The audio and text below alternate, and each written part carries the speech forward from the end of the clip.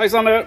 Idag testkör vi pelletskamin via batteri Ryobi eller vad det heter, 4 amperes.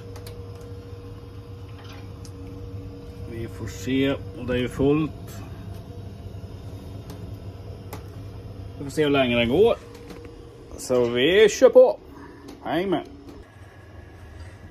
Ja, då har vi kört en timme här utan problem och det är väl kvar i batteriet. Vi kollar, får vi se